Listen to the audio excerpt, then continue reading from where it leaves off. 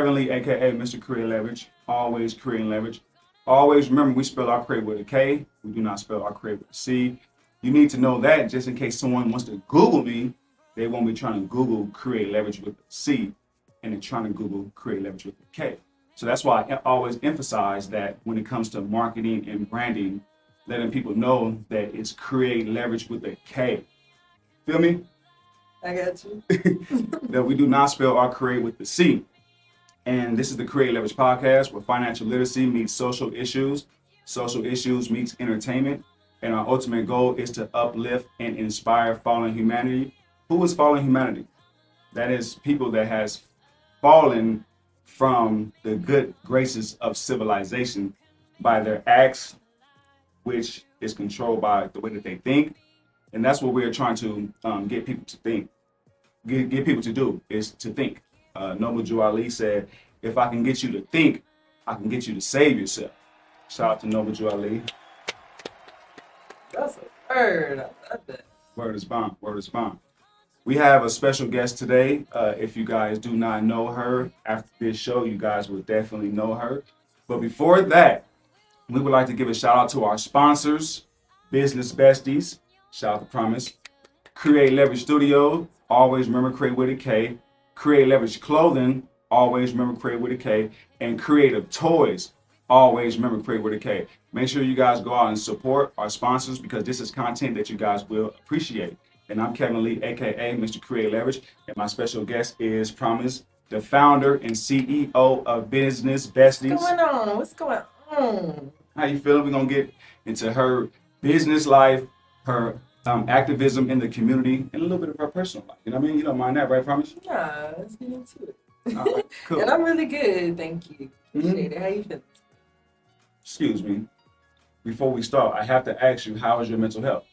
My mental health is so good. So good. Yeah, it's because it wasn't always like that. I battled with mental health, and I've been in therapy for over a year now. Mm-hmm. So it's like, to be here where I am now mentally, it's a blessing. It's truly a blessing. Right. Because we all know that mental health is a big issue in America, in the world, I would imagine, because there's so much chaos. I don't think normal people live chaotic. So you have to have a mental health issue to live. And we're just speaking on the people that are living chaotic. And those are the people that we're talking about, the people with mental health issues. So if you guys at the Kreate Leverage podcast, we always like to start off our show with asking the audience, how is your mental health? How is your mental health doing? And we want you to get in the comment section and let us know, how is your mental health doing? My mental health is cool. I always tell people my mental health is great, considering that I'm living my actual dream. You know what I mean? Yeah. Yeah. So this is a dream come true that I'm living, and I'm pretty sure, you might be living your dream come true only if you can appreciate your existence. So Promise, in Business Besties, tell us a little bit about the community. Most people know, but I want my audience to know. Okay. Business Besties is a 3-tier community dedicated to entrepreneur women. So I structure it to be a 3-tier system, from the starting process, growth process, and the scaling process. So I'm getting women in all areas of business, in all stages of growing their business, and I provide them resources and opportunities to do so, along with the tools. So it really was a passion of mine, just because I'm a girl's girl, and I feel like it's been thrown around a lot. But I'm actually just for my women. I love women. And I feel like when we come together, we unlock a superpower. And really, I took that passion, and because I am a businesswoman, I had to structure it in a way that was going to be sustainable and profitable for myself. So that's what I did in organizing my community to be a 3-tier system, to give back. So Business Besties being a nonprofit, my VIP Besties is my membership program, and Billionaire Besties, that's for the elites. So influencers, 3 tiers. Business owners, influencers, and we're working with my CRM software to really scale our business up with automations and just freeing up a lot more of our time, being able to make more money and delegate more clients ultimately. Okay, so with all that said, you said a whole lot. What is your role and Business Bestie's role in the community? My role, how I position myself as a community leader is Position. yeah. Position. Mm-hmm. That's a big word. Absolutely, absolutely. It's a part of it is intention. Mm-hmm. So in order to be in position, you have to have the intention. So for me, my intention is to bring these resources to my community. So how I position myself in our actual local community is the networking. So I go out and I'm meeting the people that can provide those resources to my community. Because I'm working with women who work, have families, and are trying to grow a business. And they necessarily don't have the time to always be at every networking event or attending every webinar and different things like that. So I try and make it easier for them, go out, get the information, and bring it back to my community. Do you guys have a youth program? Absolutely. You guys talk to us about the youth program. Junior Besties is 18 and under. Because once they're over 18, I just want to get them right into Business Besties. So Junior Besties, 18 and under. We do a monthly meetup at the Westside Historic School, and that's a family fun day. So we bring out buildable robots. What day did you say it was? It's the second Sunday of every month. Gotcha. Yeah, so we're at the Westside Historic School. We build robots. Get on the computer. Even when it comes down to podcasting, we let them interview each other. So that kind of helps get them comfortable. Journalism. Yeah, get them comfortable speaking and really getting sociable again. Gotcha. We know what's going on in the community. The kids aren't as sociable, and then I see on the other spectrum is like they're too social. They're way too out there. So this. It brings the family together. Parents can even drop the kids off. I just say if they're under 6 years old, I would prefer the parents stay. Right. But if they're over 6, then they can go ahead and just drop them off for a couple hours while we let them get on the computer, build robots, interview each other on the podcast. But that's the second Sunday of every month, our Junior Besties program. It's everything I felt like my girls needed to be able to have a community and everything that they need to help grow. And I feel like the main thing kept coming back to, okay, well, I don't have childcare. So a lot of the events kids are welcome to. Right. Another one is just the tools. We talk about, passive income, and we talk about becoming CEOs and having multi-million-dollar businesses, and it's just unrealistic if we don't have systems. And for me, wealth is systems. Wealth is systems. Wealth to me is also relationships. So that would just tell you a lot about who I am. So because I believe relationships can be riches in a sense, and then when you have systems that are flowing, that are just automated, that's really how you can manage having several thousand different clients and not necessarily having to delegate them all with your personal time. Right. Yeah, because that's the main thing that you're trying to fight for is your time. Is your time. Question. You being a leader in the community, which is a male-dominated community, how do the males react to your leadership? It's actually very welcoming. I feel like I've had so many men in the community actively get involved with Business Besties. Even you. Yes, ma'am. You were at our first anniversary. And we're getting ready to celebrate 4 years. So this is our first anniversary. You joined us. We have so many men get involved to where I did take the time out this year to structure a space for the men. So there's our Brothers in Business because I'm getting ready to launch my own online casino. Hold on. You said brothers in what? Business. It's business because I have my online casino. Okay. So we're actually going to be, you know, strategizing bids and parlays. So we're going to have to bring you back to talk about that. Yeah, let's do it. Mm-hmm. Oh, you want to talk about that now? It's not officially launched, but we can definitely talk about the idea, you know what I mean? Because everything sparks an idea. And knowing you push it towards the idea like this, you know what I mean? Yeah, so the idea came about with a partnership that I have, and then I just felt like we have to get ourselves in position, because it's heavy for me to circulate my money back in the Black community.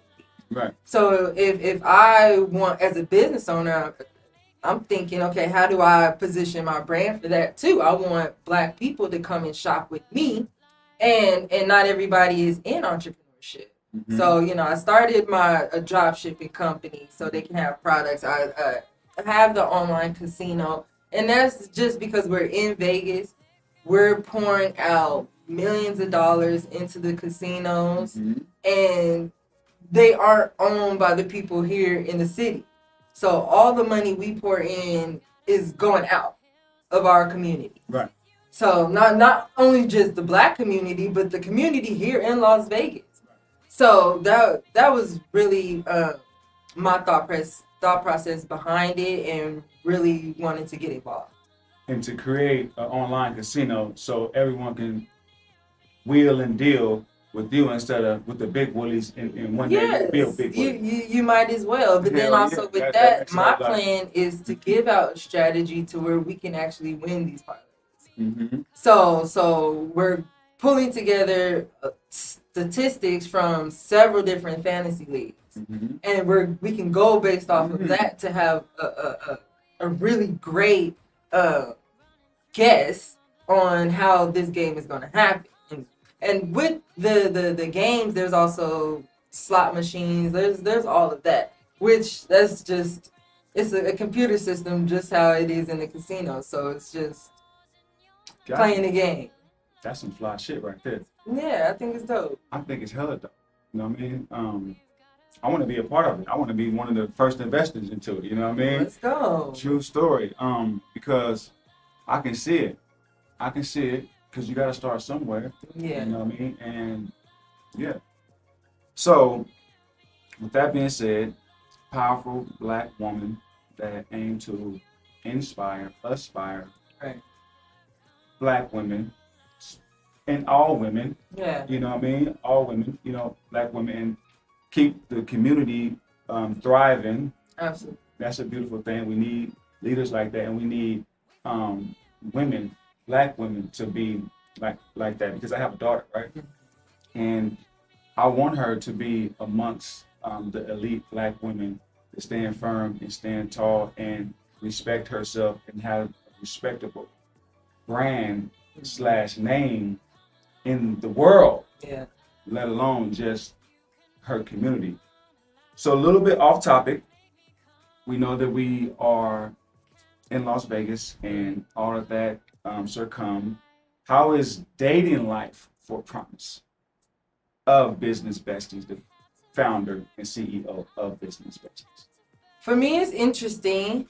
I have a unique dating style. Mm-hmm. I am single until I'm engaged.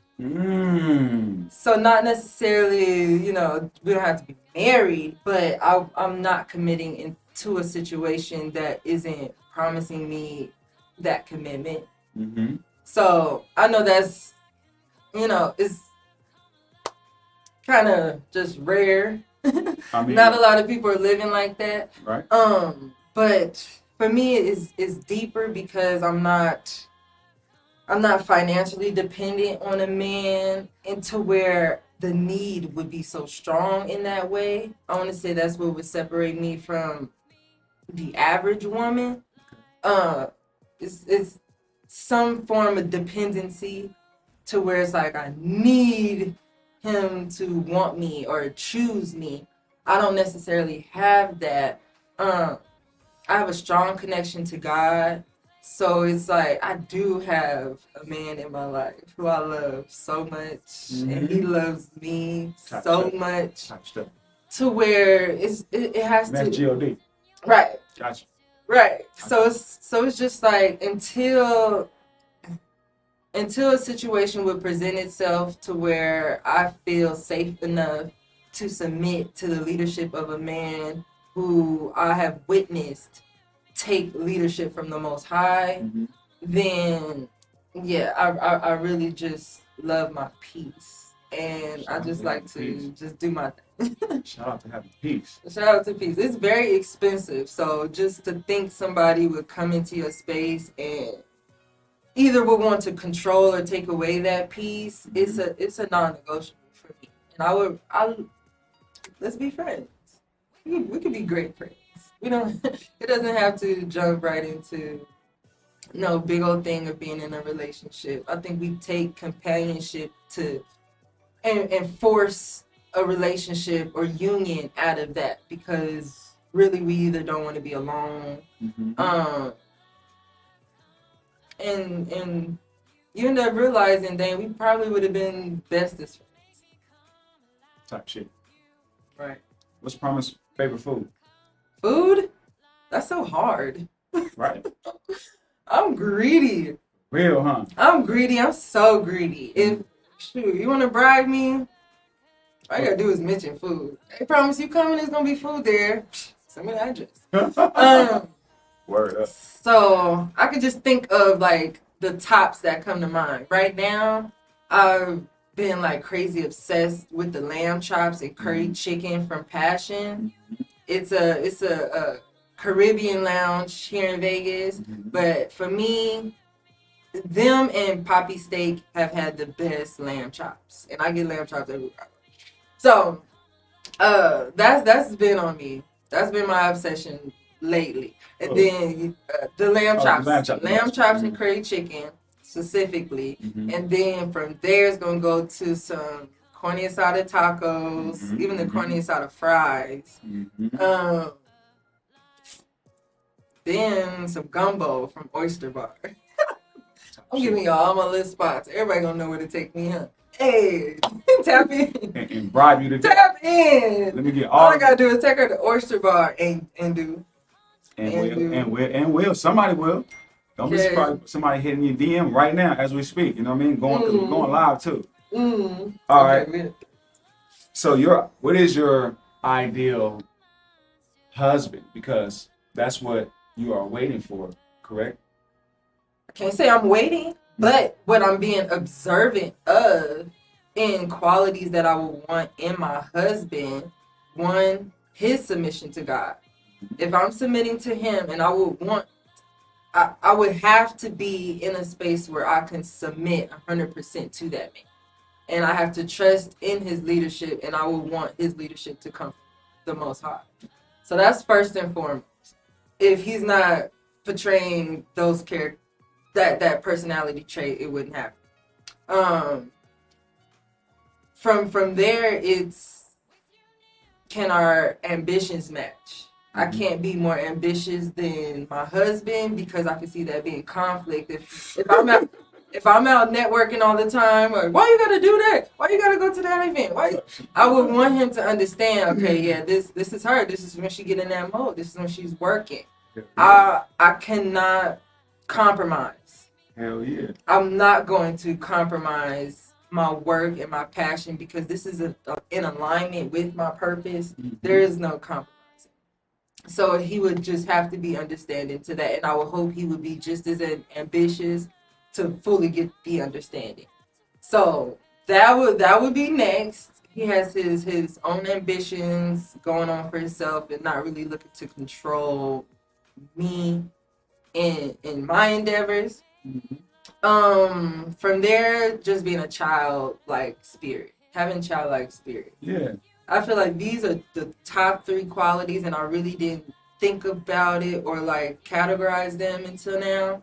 But those would be my top 3, because a childlike spirit. Okay, so I like it. Go ahead, I'm listening. For me, it's like I am a big old kid. So it's like, it's hard to think of me as like, she's so business. Let's do it. Then like, I want to go and jump on my bed, or I want to go to the park and go swing. Like, just for fun. And I don't got no kids. So hence why I kind of hold myself in this different standard. I don't have kids, never been married, and I have a sustainable career I've built for myself to where I just don't have time for a girlfriend phase. So that is my requirements. He has to take his orders from God. He has to be ambitious, and he has to have a childlike spirit where my days are full of laughter and shit talking and just fun. And I don't want to be judged like she childish. She just sit your childish ass down. So you do want kids? I do want kids. How many? I'll be okay just to say I did it once. Straight but it would really have to depend on my relationship. If I could see myself just being so in love with my husband to where I'm like Sierra and I'm giving him babies back. I'm just so in love with my husband. He's getting these babies up out of me. But then also I could see us being so in love and locked in to where we're working hard. We have our one child and we want to just travel and do our thing. Mm-hmm. So it really depends. I'm okay with one. I'll be okay with 6, 7. So we got to get back to the serious stuff. Thanks for the roller coaster. That's the thing about the Creative Podcast. We're going to take it on a roller coaster. Yeah. On a serious note, how do you think social media and the classlessness of it and the exposure that it gives young women, how do you think that directly affects the young women's personality? Whether good or bad, because you could take the good out of it too. Because if you use social media as a good tool, because there is a good life. That would be the only good thing about it, in my opinion. If you're using social media as a tool to grow a brand, grow a business, make money, to me that's the only benefit in it. If that's not the goal, you're wasting time. You're really damaging your brain. It's really scary for me. I'm really not somebody who sits on social media all day. My social media is different for me because I have systems in place for myself. I even have a personal assistant who delegates a lot of things for me. So she acts as me. She'll reply to the message as me. So I said that to say I do not spend so much time on social media because I am clear to how it can distort my thought process and encourage the negative or darkness and the thoughts that I'm having as far as making them progressive, I want to say. So I want to say for young girls, it's dangerous because these are highlights of people's lives. I'm not somebody who's going to tell you each and every mistake I make on social media, even though I hope with a podcast that I could do that. But they're highlights. So you're seeing me on vacation. You're seeing me in my flyest of fits. We get to, for young girls, in the position they're in, I'm thinking back to myself, okay, I'm 14, 15, I'm trying to figure out who I am, who do I want to be. And when having social media, if I would have had it at that time, it probably would have been, I can't say I would still be the same person. And that's what worries me. So we have young girls looking up to the highlight reels of social media influencers, and if their life isn't what they perceive to be as grand, now we have people declining in mental health because it's that constant comparison, and we're seeing people's highlights. You have no background. They could have just had a fight, but then you see the couple on social media. So it's like, okay, I wish I had a partner, but you're not knowing like this is toxic. You don't want that. But since you want something so bad, it creates that need and desperation. So comparison, that's what we're talking about. Yeah. So all of it is, for me, low vibration frequencies that make it, one, impossible to manifest your desired life, and two, will keep you stagnant. So it's just no growth happening on social media as far as encouraging a strong mental health. The only growth that you can get from it is to develop a brand, create some content you can have fun with, to where if you do build an audience, at least you're getting paid from the engagement of that audience. Shit. But that would be it. I wouldn't even allow my children to have social media if they weren't pursuing an endeavor as YouTube podcasting or, you know, anything like that. Hold on. How they do it? Oh, you better clock that T. For real. That was, you say you wouldn't what? I would not allow my children on social media. So I believe, me personally, right? So I come from a different background than, let's say, a lot of Americans. Yeah. You know what I mean? I come from a background, I didn't like to take pictures. I didn't like to be in the camera. You know what I mean? And then at one point in time, I said, I had to make a decision. And that decision was, I have to get in front of the camera. So since that point, I only use social media as a marketing tool. That's the only thing that I use social media for. Even before, I heard Nipsey Hussle say that he referred to social media like as a marketing tool. Like, that's it. And I thought like that before I heard him say it. And it was crazy how when he said it, it just reinforced my position when it comes to social media. I believe, me personally, because like I'm a kind of like a private kind of person anyway. You know, I like my space, and I'm just a private person. Yeah.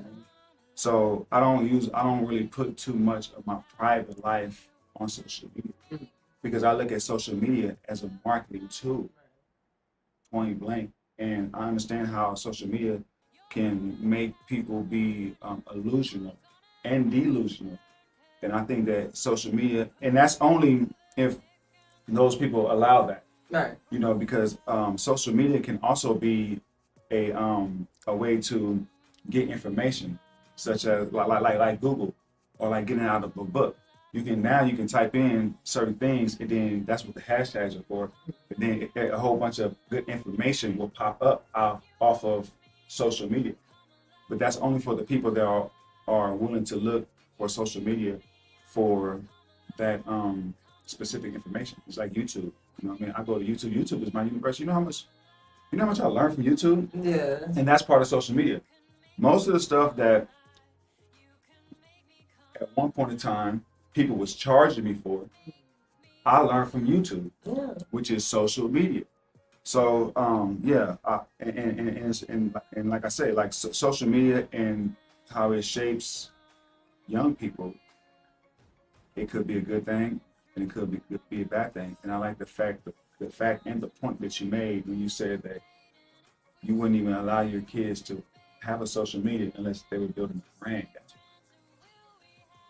That's high power. YouTube for certain stuff, but even then, I actually have an AI software, and without AI, it would be hard to say that I would be growing in business the way that I am right now. But you know, we love AI. But I feel like it's just dangerous for a child with, you know, a developing brain. Mm-hmm. I would want my child. We as adults, we've had enough time to gather ourselves, practice discernment, and now be introduced to something like this. But for children, having it in schools, you know, being able to go straight to AI for everything, there's going to be pros and cons to it, and we're really not going to know until the next 20 and 50 years. But it really, everything for me comes back to the mind. You have to develop a healthy mindset, which it is how you intake information and then how you internalize it all. That's the most important, because that determines everything else. If it's internalized to be something that's developed into a weakness, then you're not pushed to be the best version of yourself. Mm-hmm. If it's internalized to be a strength, then you've unlocked a superpower. So there's always going to be a counter too, but for the most part, if we stick to it just being children, I feel like it's dangerous at first. I would not allow that type of access to my children until they were, I want to say about 16. I want to say even with the like privacy, you know how like you can do like 14 and under. Or yeah, and that would be for YouTube. I would restrict them from doing certain things on YouTube and spending so much time on it. So really, there'll be a time. There'll be a time limit you got to sit on YouTube. But yeah, just having those restrictions. I have to credit my mother because in the time I did not like it, but I did not have a cell phone until I was 16 years old. And anytime I had a phone before that, it was like a play phone to where maybe if I got some internet, I could play games on it, little stuff like that. And I have to say that that's probably the best things, one of the best things my mother has ever did for me, because now I'm just a person who can live life without having to have my phone just glued to me. And everybody knows how much I run my businesses from my phone. And I still have a discernment enough to just sit it down and be present in my life. And that's really, for me, where I gather my peace. Because I'm able just to sit with myself. And I just realized so many people have problems sitting with themselves. Just being in their thoughts. Whether they're good or bad, deal with it and sit in that. Without having to be reactive and need to cope with something. Not everything is meant to be coped with. Sometimes you just need to sit in your shit. Period. So, what do you think about Promise as a political figure, like city council or mayor or governor? I don't think that's my ministry. Okay. And the only reason why is like, because I'm a well-balanced person. Okay. I'm somebody who will twerk on a counter on a Saturday night with my girlfriends. Type shit. And go to church on Sunday. So what that means? So that means that you can try to change policy and try to really create leverage and always remember create with a K. You can't see that? I can see that. I see myself doing it now. I'm actually working with Artist Anderson, who is in that position. So I'm actually giving him the struggles of our community, running it through him for him to help develop those policies and run it. Okay. I don't necessarily need to be the one to do it. And that way I can keep the peace of being able to live in my authenticity. I got you. And I just like to do my thing. I don't like too much restrictions. Hell yeah. I'm a Sagittarius, if that says anything. Like, do not control me and don't put me in a box. Okay. I like to just do my thing. Got you. So I said that because, like, I know that I'm all about, like, really creating leverage. And when I see people that have a certain type of characteristic, meaning that they have a certain type of potential, I start to look for, what's next and really creating leverage. And when I see like Promise, I see the business besties that she represents. I see that she has a community behind her.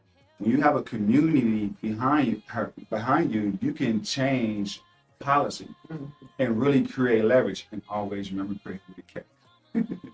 So, and that's what I'm all about. I'm all about creating leverage. And I know what really matters and what really counts to me. Like me personally, I don't think protesting is efficient. I don't think protesting is efficient. I think that if you're going to protest, I think that we should mobilize and we should get behind one person, because we can't have everyone going to the to Congress to this, so we need one person to speak to the specific Congress member or the specific person that can change the law, or change the policy, implement the policy, and change the law. That's the only way that I believe that protesting can be effective. If we all mobilize, get behind somebody that is trying to get in position or is already in position, and let them know that this is what we are asking of you and this is what we are offering. You know what I mean? So when I see a lady like yourself, strong Black woman, confident of herself and of her capability, I start to look, but like you said, you are already behind and already in the community, and not the community, but behind someone that is in the position to change policy and change law. And who can do it at a higher level than me? The purpose of my community was so we don't have to feel forced to cover each area by ourselves. We are, if you're good at hair, you should be able to do your best in a shop. You then, when you have a business, a growing small business, it's like now I have to be a content creator, a marketing agent, a photographer, all these things. And it's just like when you have community and people behind you, it makes it to where you don't have to do all that. I don't necessarily want to take on any role of being too much into I don't want to be a real estate agent. I just want to be able to know what it is that I could do to have some money in real estate. Right. But not necessarily have to take on those tasks. I don't want to show no houses. Right. I don't want to buy and sell houses. Right. I want to be able to invest some money and be in the industry without all the delegation. So it's like, for me, I use the people who I connect with to cover those bases, so I don't really have to. I like to work That's in efficient. pipe.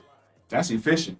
Okay? Yes, ma'am. I want to be a pipeline to where I have the people and all these areas of resources and opportunities, and I just navigate them to where they need to be to get what they need done. So what are your needs? Do you need capital? We have people who can get you access to capital. Do you need visibility? We have people who can help you with marketing, whether you learn the tools to do it yourself at a low cost offer, or you go ahead and drop that bag and have somebody running your systems for you.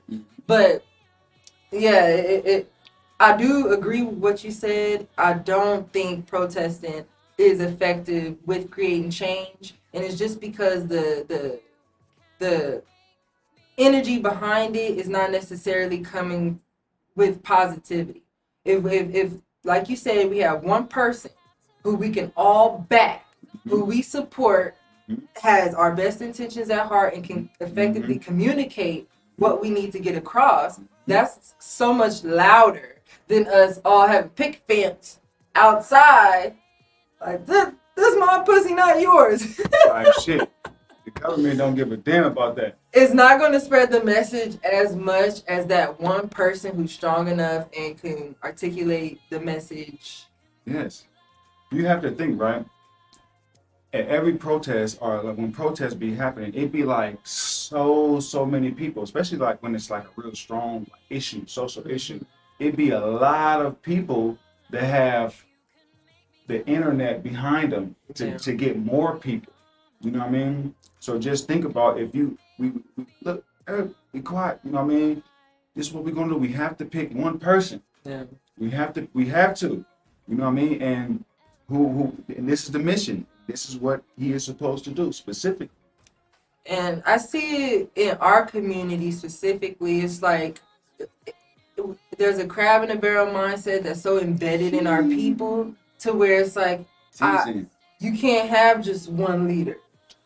Teasing. It's like, I want to be the one.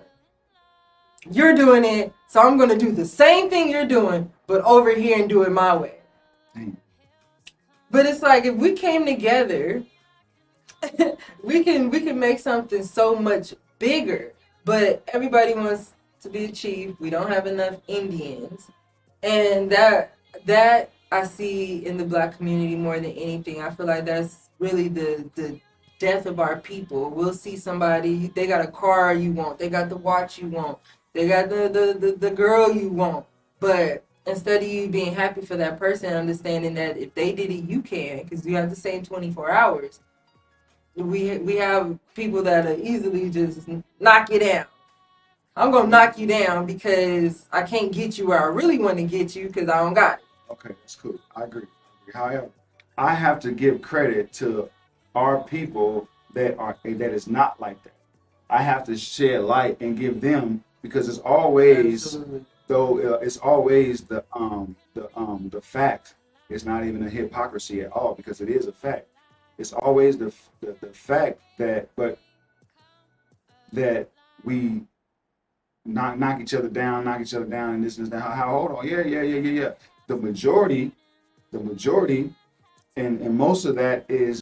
So we have the Boss Incubation Hub. It houses all the tiers of the community. So you can join at join.businessbesties.org. It's totally free. The only memberships are my VIP Besties membership and the Billionaire Besties membership. But no pressure. And then we have the 4-year anniversary. That's September 27th. It's the CEO ball. So I'm welcoming all of our entrepreneurs and business owners. September 27th. Okay. And this is Business Bestie's 4-year anniversary. So I'm super excited. It's going to be a chance for us to really celebrate our accomplishments. I'm giving out 3 chains. I give out 3 chains every year to 3 of my VIPs. And yeah, it's going to be a good time. So I'm definitely going to extend the invite. I'm going to hook you up on some tickets.